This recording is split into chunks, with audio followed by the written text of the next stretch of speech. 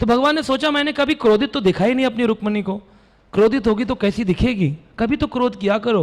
हाँ मुझे कुछ बुरा ही नहीं लगता, सब ठीक है, सब बढ़िया है, लेकिन कभी कभी क्रोधित होने पर क्या रूप होगा, क्या लीला होगी। तो ये पूरा अध्याय भगवान श्री कृष्ण के बारे में आता है।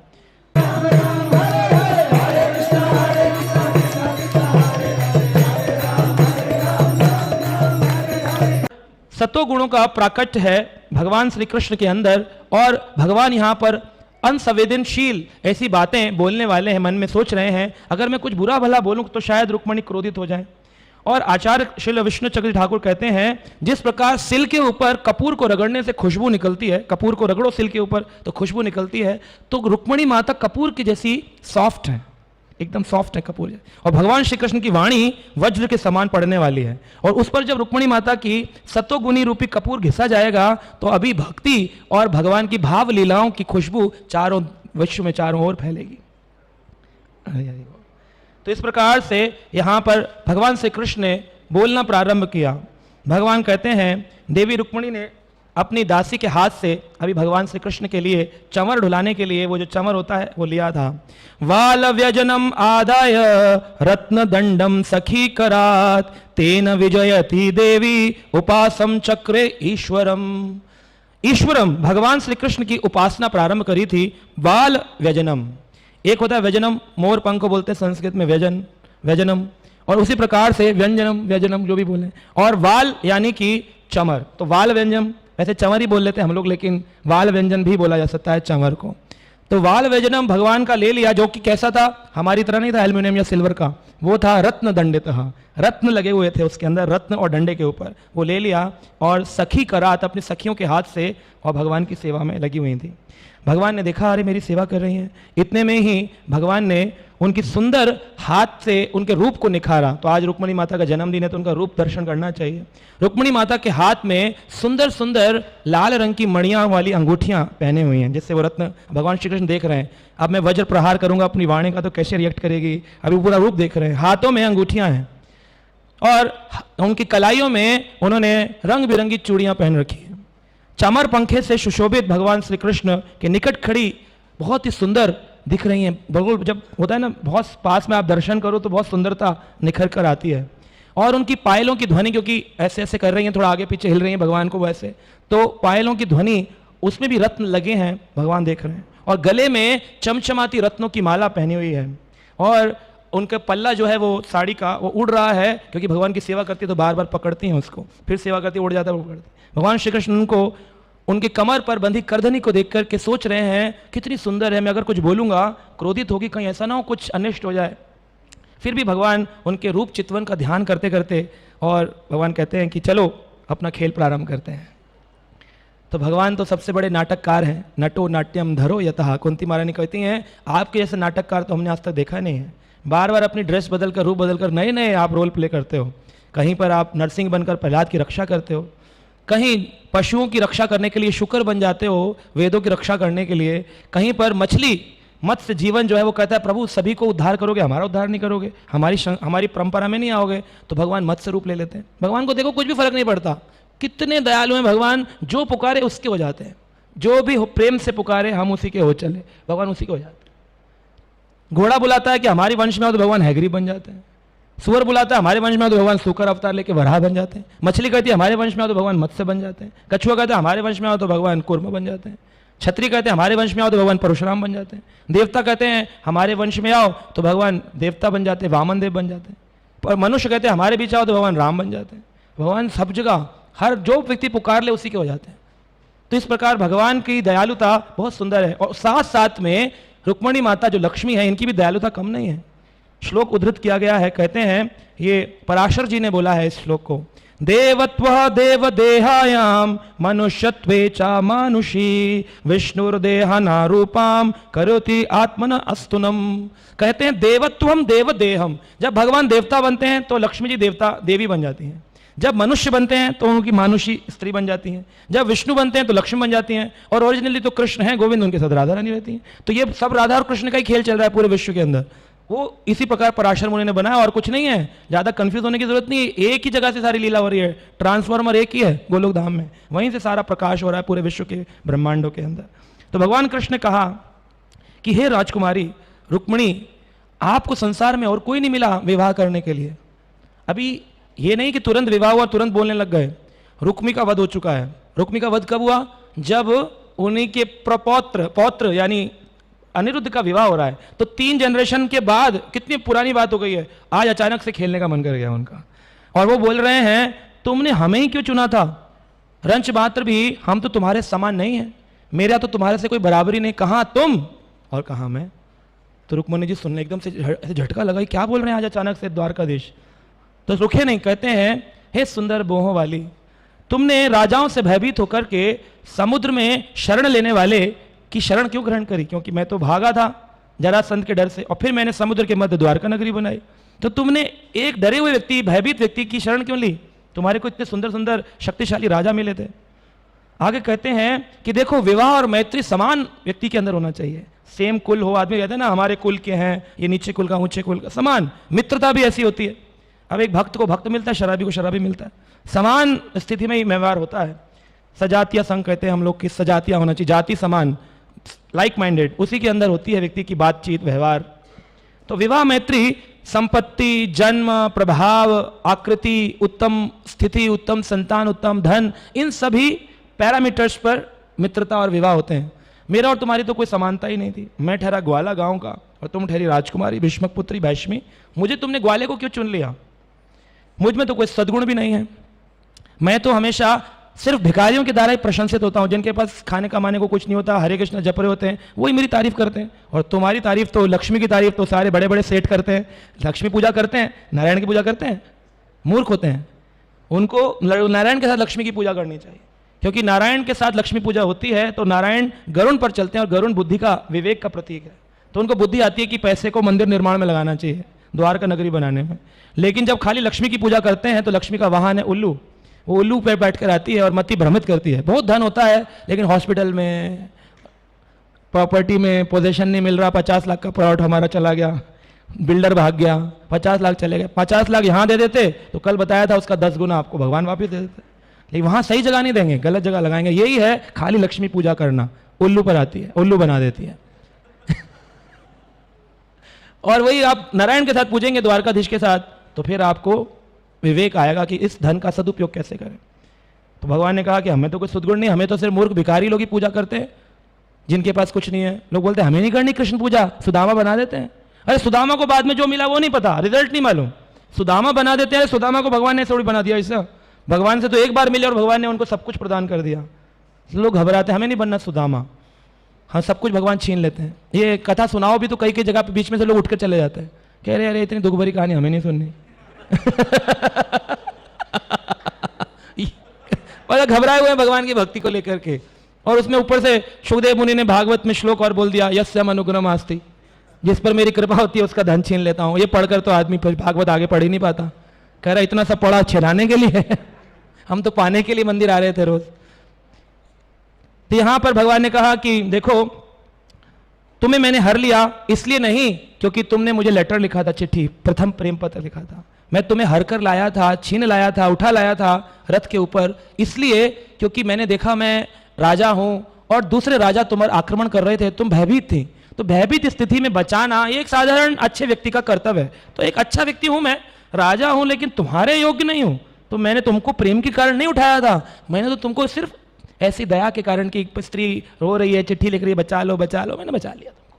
अभी रुक्मिणी तो सुनती जा रही, क्या कह रहे हैं। और अंत में सबसे आखिरी प्रहार चला दिए, बोले ये स्त्री, बच्चे, तुम्हें जितना दिख रहा है संपत्ति, इसकी मुझे तनिक भी परवाह नहीं है। मेरा कौन सा विवाह मेरे अकॉर्डिंगली हुआ, मैंने कब गूगल पर जाकर सर्च किया कि कौन सी स्त्री मेरे लिए है। मेरे को तो जब गया, लोगों ने विनती करी, जामवंत से युद्ध में जीत गया तो बोले पुत्री ले जाओ, जामवंती आ गई। सत्यजीत को पकड़ लिया तो बोले सत्यभामा ले जाओ, उनसे विवाह हो गया। तुमने वहां पे प्रार्थना लिख दी तो मैं तुमको ले आया। जहां गया मैंने, मुझे अपने आप प्राप्त हुई है। और बाकी की 16,100 तो भस्मासुर ने, वो भौमासुर ने पकड़ रखी थी, उसका वध किया। तो बोली सब हम कहाँ जाएंगे। मैंने कहा ठीक है द्वारका आ जाओ। तो बस आ गई सबके सब। मैंने किसी से प्रेम करके तो शादी की नहीं, और तुम्हारे लिए तो खास करके मैंने तुम्हें भय से बचाया। इसलिए ये सब पति, संपत्ति, पत्नी, बच्चे, परिवार, तुम्हें मेरा इतना गृहस्थ जीवन दिख रहा है, इसलिए मुझे अटैचमेंट नहीं है। ये सुनकर के तो जो लाल लाल चमकते नाखून थे रुक्मणी माता के, उन पर अलता और नेल पॉलिश और जो भी लगाया होगा, वो सब देख करके अपने कोमल चरणों से, जैसे होता है ना जब कोई व्यक्ति जिससे आप कुछ बोल नहीं सकते, प्रतिकार नहीं कर सकते, और वो बोल रहा हो तो आदमी क्या करता है, ऐसे ऐसे करता है या ऐसे ऐसे करता है, या फिर ऐसे पुराने ज़माने में चुन्नी ऐसे करते थे। तो रुक्मणी माता अपने पैरों से ज़मीन को खुरेद रही हैं, है ना, और कुरेद कुरेद कर वहाँ पर गड्ढा बन रहा है एकदम अपने अंदर ही अंदर, लेकिन कृष्ण को कुछ नहीं कर सकती। ये है भक्ति। श्रील प्रभुपाद लिखते हैं ये है भक्ति। कितना भी बुरा हमारे साथ भगवान कर दें, लेकिन हम भगवान के लिए एक शब्द न बोलें। पांडव वन में विचरण कर रहे थे, इतने कष्ट सहे बचपन से ही, लेकिन कभी उन्होंने प्रतिकार नहीं किया कि कृष्ण ऐसा क्यों किया। यहाँ 16 माला करते हुए 2 साल नहीं होते, बुखार आ जाए तो फिर बोलने लगते कृष्ण तूने ऐसा क्यों किया, क्योंकि भक्ति नहीं है। अगर भक्ति होगी तो हम कृष्ण से पूछेंगे थोड़ी तुमने ऐसा क्यों किया। उन्हें पता होगा कि तुम जो करोगे वो अच्छा करोगे, तुम कभी गलत करते नहीं हो। तो यहां पर अत्यधिक शोक में लिप्त हैं, कंठ अवरुद्ध हो गया है, गड्ढा पैरों से बनाया और आंखों से नीर बह रहा है और उसमें पानी इकट्ठा हो रहा है और वो पानी में आलता जा रहा है तो लाल रंग का। तो कृष्ण को दिख रहा है जैसे खून वहां पर भर गया है। खून के आंसू कहते हैं ना, खून का घूंट, वैसे बनाया खून का घूंट। और भगवान की इस मरमत वाणी को सुनकर के वो रुक्मणी मैया सिर्फ रुदन कर सकती हैं। और चूड़ियां जो थी उनके हाथ ऐसे वीक हो गए हैं क्योंकि सच्चिदानंद विग्रह है, तो एकदम ऐसे अंदर पिघल रहा है और शरीर से चूड़ियां निकल निकल के टंग टंग टंग टंग गिर रही हैं। और मोहवश इतना प्रेम करती थी, और जो कोई प्रेम करे, अगर कोई कभी कुछ ऐसी बात बोल दे जिसको आप अधिक प्रेम करते हैं, वो चुभती है। संसार में आप जा रहे हो और पीछे से कोई हॉर्न बजाए, अबे आगे बढ़, आपको रोना आता है, आगे यहाँ बढ़ रहा हो ना, और ना याद भी नहीं करते। लेकिन वही आप जिसे बहुत प्रेम करते हो, आपको बहुत मानते हो, आप में यस ये बहुत अच्छा है, वो आप कहते हैं आगे बढ़, अरे मुझे ऐसे बोल दिया, मुझे ऐसे बोल, और आदमी एकदम गहन उसमें चला जाता है, बहुत लगता है। इसलिए प्रभुपाद जी ने कहा कि इस्कॉन को कोई हार्म नहीं कर सकता, जो भी कर सकता है वो इस्कॉन के खुद डिवोटीज कर सकते हैं। तो हमें एक्चुअली हार्म हमारे ही अपने लोग करते हैं, और हमें बुरा भी उन्हीं का लगता है। जो जितना ज्यादा नजदीक होगा उसकी बात उतनी ज्यादा कष्ट देती है। इसलिए पति पत्नी के झगड़े चलते रहते हैं। जैसी बात पति पत्नी के बीच होती है ऐसी संसार में भी होती है, लेकिन संसार की आप याद नहीं रखते हैं, उनकी याद रहती है क्योंकि उनको आप प्रेम करते हैं, उनकी आप ख्याल रखते हैं, इसलिए वहां युद्ध बड़ा हो जाता है। तो यहां पर भगवान श्री कृष्ण ने ऐसी बात कर दी कि उनके हृदय में शोक आ रहा है। तो श्री विष्णु चक्रवर्ती ठाकुर कहते हैं लेकिन रुक्मणी कोई साधारण से तो है नहीं जो शोक मग्न हो जाए। तो ये क्यों हो रहा है? अत्यधिक प्रेम विरह के कारण अष्ट सात्विक विकार उत्पन्न हो रहे हैं। तो ये साधारण शोक नहीं है कि रौद्र रूप है और रुदन कर रही हैं, क्रोधित हैं। ये एक्चुअली अष्ट सात्विक विकार प्रकट होते हैं। जब भक्त में आते हैं तो रोमांच होता है, अश्रु नयन, नयन से अश्रुधारा बहती है।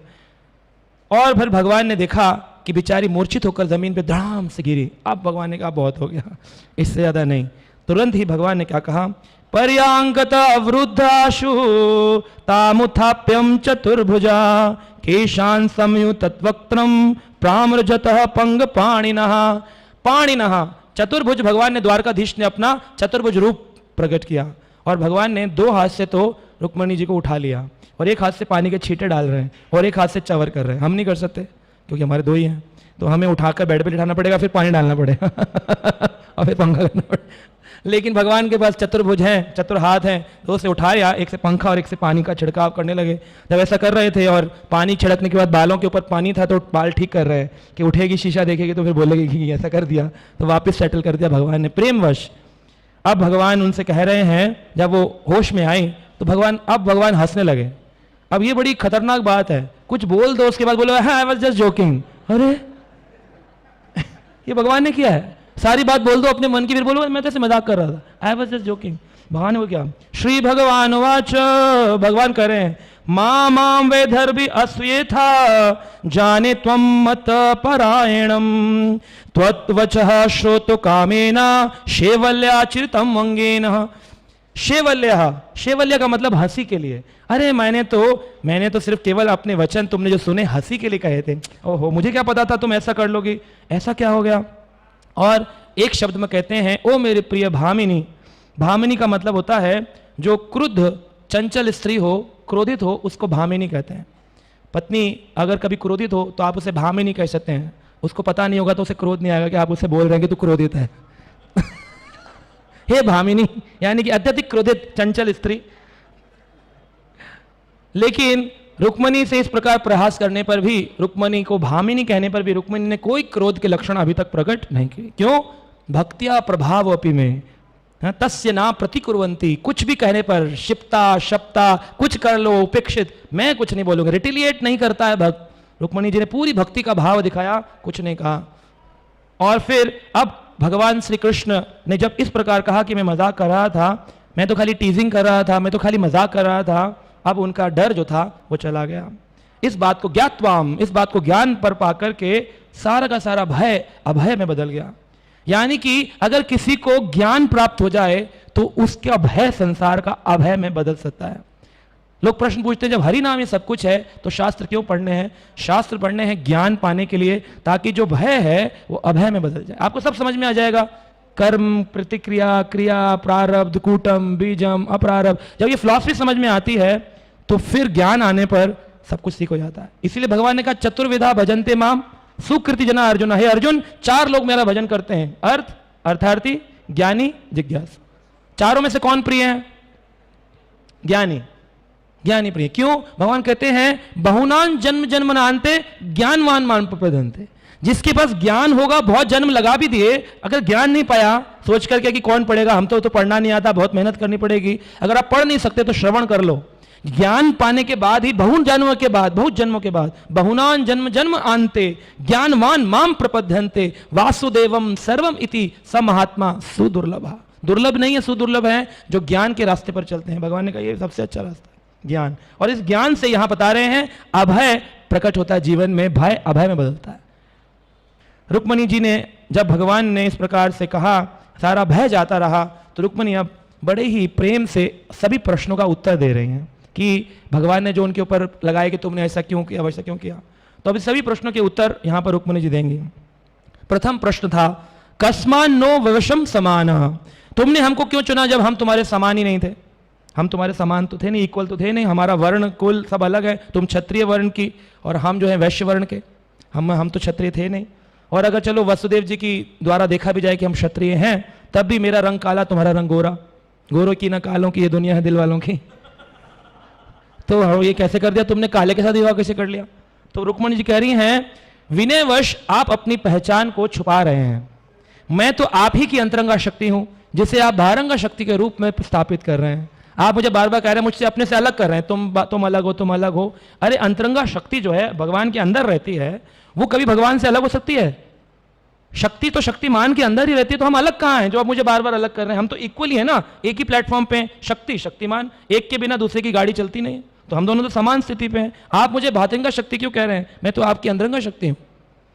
ये बात बोल दी, उत्तर दे दिया। दूसरा प्रश्न था राज्यभ्यो बिभतम शुभ्रम समुद्रम शरणम गतः, मैंने दरासन से जड़ करके समुद्र के शरण ग्रहण करी, द्वारका नगरी बनाई, तो फिर ऐसा क्यों किया? तो रुक्मणी जी कहती हैं एक्चुअली आपने ऐसा इसलिए किया क्योंकि इंद्र तृप्ति में फंस जाएंगे संसार के लोग, तो उन संसार के लोगों को बचाने के लिए आप उनके हृदय समुद्र में प्रवेश करते हैं। संसार है जरासंध का, और इस संसार में इंद्र तृप्ति में संसार फंस जाएगा, उस इंद्र तृप्ति से बचाने के लिए आप उनके हृदय के अंदर ही प्रकाशमान होते हैं, हृदय रूपी समुद्र में प्रवेश करते हैं। तो वो बोल रहे थे द्वारका समुद्र, रुक्मणी जी लेकर हृदय समुद्र। क्या हृदय समुद्र कहते हैं ना, प्रेमंजना छुरिता भक्ति विलोचनेना। क्या बोलते हैं? प्रेम अंजना छुरिता, अपने आंखों में प्रेम का अंजन जो लगाते हैं, फिर क्या होता है? संतम सदैव हृदयेषु विलोकयन्ति, हृदय में ही साधुओं को विलोकन होता है भगवान का। यम श्याम सुंदर चिंतया गुण स्वरूपम गोविंदमादि पुरुषम तम अहम भजामि। किसका दर्शन होता है? श्याम सुंदर, यम श्याम सुंदर अचिंतया गुण स्वरूपम। पहले नाम प्रकट होता है, फिर रूप प्रकट होता है, फिर गुण प्रकट होते हैं, फिर लीलाएं प्रकट होती हैं। तो भगवान का स्वरूप प्रकट हो जाना, वो भी श्याम सुंदर हृदय के अंदर, ये साधारण बात नहीं है। सबके हृदय में भगवान है, लेकिन परमात्मा रूप में, क्षीरोदक्षाय विष्णु चतुर्भुज। लेकिन जो साधु होते हैं, जिनके प्रेम का अंजन होता है, भगवान कह रहे तुम्हें जाने की जरूरत नहीं है, हृदय के अंदर ही विलोकन करा दूंगा, इसी हृदय समुद्र में प्रकट हो जाऊंगा श्याम सुंदर रूप के अंदर। साधारण बात नहीं है। तो वही यहां पर रुक्मणी जी ने कहा अरे आप तो साधुओं के हृदय में इंद्र तृप्त से बचाने के लिए आप उनके समुद्र हृदय में प्रवेश करते हैं, तो आप तो समुद्र गतम है, समुद्र गतान, इसलिए तो आपका समुद्र गतान नाम है। उन्होंने क्वेश्चन रखा, इन्होंने रिफ्यूट कर डाला। भगवान कृष्ण ये बात तो ठीक बोल रही है। आगे कहते हैं, आपने तीसरा प्रश्न किया, बल विद्धम कृत द्वेषानाम, कि मैंने बलवानों से शत्रुता मोल ले ली और बलशाली जो लोग हैं वो मेरा पीछा करते हैं, मुझे मारते हैं, मुझे भगाते हैं। कालियावन पीछे पड़ गया था, जरासंध पड़ गया, रुक्मी पड़ गया, मैं बलवानों से मैं क्यों पंगे लेता हूं, ऐसा आपने प्रश्न किया था।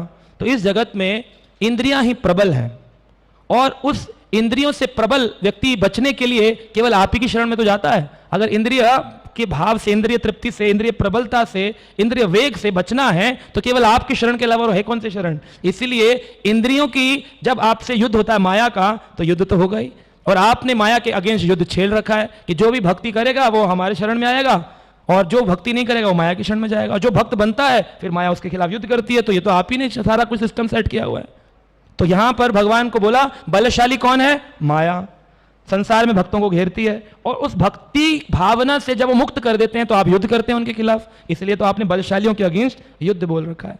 तो उन्होंने उस बात को वहां पर ट्रांसफॉर्म कर दिया। बल विद्धाम कृत देवशानाम, आपसे बलवान लोग द्वेष करते हैं। देवी ऐशी गुणमयी मम माया दुरत्तया माम एव य प्रपद्यन्ते माया मिताम तरन्ति ते, माया से वो बच जाएगा जो मेरी शरण लेगा और मैं माया के खिलाफ युद्ध कर दूंगा, ये भगवान ने बोला है। सबसे ज्यादा बलशाली कौन है संसार में, माया।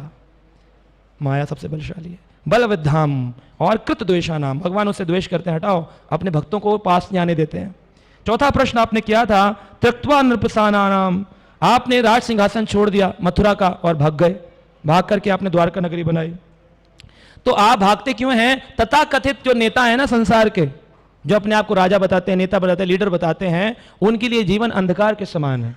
और आप ऐसी जगह जाते हैं जहां भक्तों का समाज और उनके बीच आप प्रकाशित होते हैं। आप ही ने तो कहा है कि मैं सभी मूर्खों के बीच में प्रकट नहीं होता, मूढ़ाम ना अभिजानाति, मूर्ख लोग मुझे नहीं जानते, ना हम प्रकाशाय सर्वस्य, सब पे प्रकाशित नहीं होता हूं। तो द्वारका नगरी में आपके भक्त थे और जरासंध अंधकारी व्यक्ति था, माया में लिप्त था, उसको अंधकार में डालकर आपने द्वारका में प्रकाश किया है। तो कहां ऐसा कुछ हुआ जहां पर आपने कुछ गलत किया हो। आप तो कोई राजा को छोड़कर भागे नहीं, आपने तो अपने गुण के अनुसार काम किया है। मायाबद्ध के लिए अंधकार और माया मुक्त के लिए प्रकाश, आपने वही तो किया, द्वारका में प्रकाश, जरासंध के लिए अंधकार। पांचवा प्रश्न उन्होंने किया कि आपने कहा जिनका आचरण अनिश्चित है, आपका आचरण अनिश्चित था, आपका कोई अनुसरण नहीं करता है क्योंकि आपके आचरण का पता नहीं, पैदा होते ही माँ बाप का ठिकाना नहीं, लोग कहते देवकी के थे कि नंद के थे कि यशोदा के थे। उसके बाद में 11 वर्ष की उम्र में घर छोड़ करके भागना पड़ा, फिर 30 साल की उम्र में मथुरा से भागना पड़ा। तो भागते रहे, आपका आचरण अच्छा नहीं था, तुमने मुझसे विवाह क्यों किया, अस्पष्ट आचरण है मेरा। तो कहते हैं क्योंकि आपके कार्यकल्पों को ठीक से सिर्फ मुनिगण ही समझ सकते हैं, साधारण व्यक्ति की समझ में आएगा नहीं। इसीलिए आप मुझे ऐसा कह रहे हैं क्योंकि मैं साधारण जीव हूं, लेकिन जो मुनि हैं वो इस बात को जानते हैं कि आपका आचरण अस्पष्ट नहीं है, स्पष्ट है। अब लोग बोलते हैं कि नंद के थे कि देवकी के थे, अब हमको पता है किसके थे। जीव गोस्वामी लिखते हैं Shri Krishna never took birth in the womb of Devaki. अब जीव गोस्वामी मुनिगण जानते हैं कि वो तो यशोदा ही लाल है, यशोदा के ही लाल है। तो बोले फिर उनको देवकी नंदन क्यों कहते हैं, बोले देवकी नंदन इसलिए कहते हैं क्योंकि यशोदा जी का एक नाम देवकी है, उनके नामकरण कुंडली का नाम देवकी है। बाद में उनको, क्योंकि गांव में माताओं के नाम नहीं पुकारते, पुरुषों के नाम नहीं पुकारते, तो उनको एक नाम दिया जाता है। तो उनको एक नाम दिया था कि तुम जो भी तुम्हारा प्रसाद खाएगा, तुम्हारे साथ रहेगा, तुम इतनी भक्त हो, उसके यश का उदय होगा, इसलिए तुम्हारा नाम यशोदा है। तो इस तरह से आचार्यों ने बहुत सारी टिप्पणियां कर क्लियर कर दिया कि अरे जो जेल में हुए थे देवकी के, वो तो विष्णु थे, कृष्ण जो है आदि पुरुष गोविंद, वो तो हुए ही यशोदा के घर में थे। अब ये समझ में आ जाएगा तो फिर आचरण स्पष्ट हो जाएगा। तो इसलिए आपका कोई अस्पष्ट नहीं है, मुनि नहीं है, भक्त नहीं है, इस कारण से लोगों को समझ नहीं आता। तो मूर्खों के समाज का क्या कहना, उनके लिए हम क्यों इतनी टेंशन लें। भगवान प्रसन्न मुद्रा में देखने लग गए, वाह बड़े अच्छी फिलॉसफी बोल रही है, ये तो बड़ी शास्त्री हो गई है, भक्ति शास्त्री क्या हुआ है। उन्होंने बोला मेरे पास तो कोई भौतिक संपत्ति नहीं है, हे प्रिय, जिनके पास हमारी तरह कुछ नहीं है, धनी लोग शायद मेरी पूजा नहीं करते हैं, और धनी लोग तो आपकी पूजा करते हैं, मेरे पास तो कुछ भी नहीं है। मेरा भजन तो केवल अकिंचन करते हैं, जो किंचित मात्र भी कुछ और चिंतन नहीं करते, भिक्षाटन करते हैं, ऐसे ही लोग मेरा नाम जपते हैं, है ना। इसीलिए इस्कॉन के लोगों को लोग बोलते रहते हैं कुछ काम धंधा है नहीं, माला ले ली और हरे कृष्णा कृष्णा कृष्णा हरे हरे, हरे राम। तो रुक्मिणी माता कहती हैं कि देखिए, जिसके पास भगवान कृष्ण जैसा परम सत्य हो, उसको और किसी सत्य पाने की क्या आवश्यकता रह जाती है। इस संसार में सबसे बड़ा खजाना है हरि नाम का खजाना, हरि का खजाना। और जिसके पास हरी खजाना हो वो फिर संसार के छोटे मोटे टुकड़े नोटों के लिए क्या लालायत होगा। इसीलिए अकिंचन भजन करने वाले निष्किंचन भक्त सदा आपका भजन करते हैं, क्योंकि ऐसा नहीं कि उनके पास धन नहीं है, वो धन चाहते नहीं है। ऐसा नहीं धन होता नहीं है, भक्त चाहे तो ताली बजाए तो पैसा ही पैसा आ जाए, लेकिन वो चाहता नहीं कि मेरे पास पैसा हो, मैं फंसू संसार में, इसलिए वो त्याग देता है अपनी इच्छा से अपनी पोजीशन, अपनी पावर, अपना धन, अपनी सोसाइटी, और भगवान का निष्किंचन भक्त बनता है, भगवान का नाम भजन करता है। तो ऐसा नहीं है कि आपके भक्त गरीब होते हैं या गरीब ही आपका भजन करते हैं, आपके भक्तों जैसा अमीर तो ना कोई हुआ है ना कोई होगा।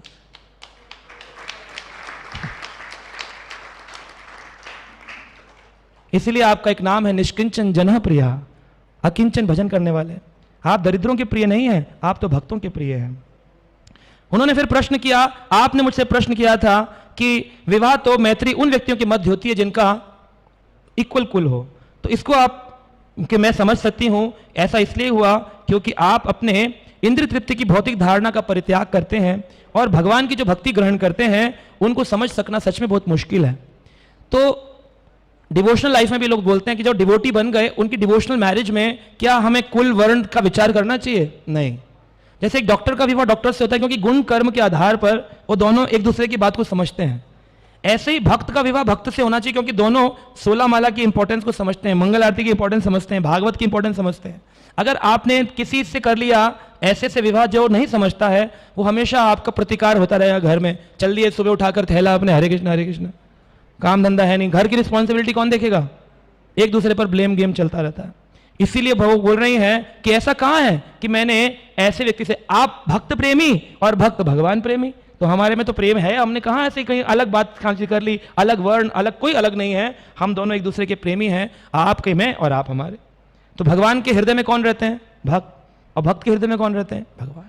तो ये तो इससे अच्छा संबंध क्या हो सकता है? तो ये तो संबंध स्थापित किया आपने कोई वर्ण कुल आश्रम का विनाश नहीं किया। कहा आपने बोला भिक्षु भी शलाघितः मुदहा, आपने बोला केवल भिक्षुक लोग आपका भजन करते हैं, तो ऐसा नहीं है। परमहंस स्थिति के जो लोग होते हैं जिनकी बुद्धि परमहंस होती है, हमेशा भगवान के चिंतन में है, वो आपका भजन करते हैं। आपने कहा तुम्हारी दूरदर्शिता नहीं थी, तुम देख नहीं पाई कि मैं जो हूं एक अधम राजा हूं, मैं हमेशा भाग दौड़ करता है, तो कभी इससे भागा, कभी उससे भागा, कभी इससे युद्ध, कभी उससे युद्ध, रोज हमारे आक्रमण होते रहते हैं। तुम्हें किसी ऐसे राजा के पास जाना चाहिए था जब सब कुछ सामान रहता, टेंशन नहीं होती, तुम्हें दूरदर्शिता नहीं थी। रुक्मिणी जी ने कहा कि अरे दूरदर्शिता की बात करते हैं, ब्रह्मा शिव स्वर्ग के इंद्र आदि भी सारा सिंहासन छोड़ करके आपकी शरण में आते हैं, और दूरदर्शिता का अभाव मुझ में नहीं है। जो व्यक्ति कृष्ण की शरण में चला जाता है तो कृष्ण उसके लिए दूरदर्शन कराते हैं, उसको दिखाते हैं तो मेरे जीवन में क्या होने वाला है। हमें तो केवल हरि की शरण में जाना है, बाकी सब हरि संभाल लेते हैं। जैसे एक बार अकबर बीरबल के साथ हुआ, अकबर ने बोला बीरबल से, ये तुम हमेशा भगवान भगवान भगवान करते हो कि जो कुछ होता है भगवान अच्छा करता है, तुम्हारे साथ भगवान ने ऐसा क्या अच्छा किया? बोले हमेशा भगवान जो करता है अच्छा करता है। कह रहे बंद करो ये स्टेटमेंट, भगवान जो करता है अच्छा करता है। कोई मर गया घर में, भगवान जो करता है अच्छा करता है, ये स्टेटमेंट कैसा है? लोग मारेंगे उठा करके। आप किसी की मृत्यु सैया के पास जाए और बोले चलिए भगवान जो करता है अच्छा करता है, कह रहे अरे कोई मृत्यु हुई है और आप बोल रहे भगवान जो करता है अच्छा। लेकिन ये बात मन में देखी जाए तो भक्त ये सोचता है भगवान जो करता है वो अच्छा करता है। अकबर का हाथ कट गया तलवार की प्रैक्टिस में, तो बीरबल को कहा अरे हमारा हाथ कट गया, खून निकल रहा है। कहा चलिए पट्टी बांध देता हूं, लेकिन भगवान जो करता है अच्छा करता है। कह रहे हाथ कट गया मूर्ख, और कह रहे भगवान जो करता है अच्छा करता है। कह रहे हाँ, बीरबल को ले जाकर काल कोठरी में बंद कर दो, काल कोठरी में ताला डालकर, खाना मत देना शाम तक, ना भोजन भी नहीं मिलेगा, भूखा प्यासा। ठीक है जी, भगवान जो करता है अच्छा करता, क्या कि चले गए। अकबर गए जंगल में शिकार खेलने, सारे सैनिक इधर उधर अकेले रह गए। अब अकेले रह गए तो उनको भीलों ने पकड़ लिया, बोले इसको पकड़ो राजा को, आज देवी खुश हो जाएगी, बलि चढ़ाएंगे राजा की। राजा की बलि चढ़ाने लगे तो हेड पुजारी ने आके चेकिंग करी तो पता चला इसका तो हाथ कटा है। कह रहे खंडित है, खंडित है, इसको छोड़ दो। तो ना राजा बड़े प्रसन्न हुए, बोले सच में भगवान जो करता अच्छा करता, अगर आज हाथ ना कटा होता तो गला कट जाता, तो भगवान जो करता अच्छा करता। अब बीरबल अकबर बड़े प्रसन्न होकर घोड़े पर उदास मन से आए और विचार कर रहे थे सच में भगवान ने अच्छा ही किया, लेकिन बीरबल के साथ क्या अच्छा किया? बीरबल बेचारा सुबह से भूखा प्यासा काल कोठरी में बंद है। तो बीरबल से आके पूछा बीरबल को मुक्त किया जाए। बीरबल भगवान ने आज रक्षा करी, सच बोलते हो तुम, लेकिन तुम्हारे साथ क्या किया ऐसा? बीरबल बोले प्रभु मैं तो आपकी छाया हूं, जहां जहां आप वहां वहां मैं, हाथ तो आपका कटा था, अगर मैं जंगल जाता और आपको छोड़ देते मुझे पकड़ लेते। तो भगवान मुझे पहले ही रक्षा करके काल कोठरी में, तो ऐसे कभी जीवन में कोई कष्ट आए तो समझना चाहिए भगवान का कोई अरेंजमेंट हो रहा है, कुछ और प्लानिंग है भगवान की। लेकिन हम समझ नहीं पाते, मायाबद्ध जीव। हम सोचते हैं भगवान को क्या पता, सृष्टि बनानी तो आती नहीं, कद्दू नीचे लगा दिया, बेर ऊपर लगा दिया। निकल गए थे दो विद्वान सृष्टि में कमी निकालने, बोले देखो बेर ऊपर लगा रखे हैं और कद्दू नीचे लगा रखा है। फिर दोनों मित्र सृष्टि में कमियां निकाल रहे थे, एक पेपर पेन लेकर के सो गए पेड़ के नीचे। ऊपर आंधी चली, बेर गिरे, तब समझ में आया, बोले अच्छा हुआ बेर गिरे तो हमारी नींद टूटी, कद्दू ऊपर से नीचे गिरता तो वो नीचे आता, हम ऊपर जाते। तो सृष्टि में कोई गलती नहीं है, गलती मत निकालो भगवान ने ऐसा क्यों किया, वैसा क्यों किया, स्त्री को ऐसा क्यों किया, पुरुष को ऐसा क्यों किया, पशु को ऐसा क्यों किया। यही क्वेश्चन पूछ पूछ के समाज में अपना टाइम वेस्ट कर रहे हैं। टाइम वेस्ट मत करो, सदुपयोग करो। जितना टाइम है उतने में बोलते रहो हरे कृष्णा कृष्णा कृष्णा हरे हरे, हरे राम।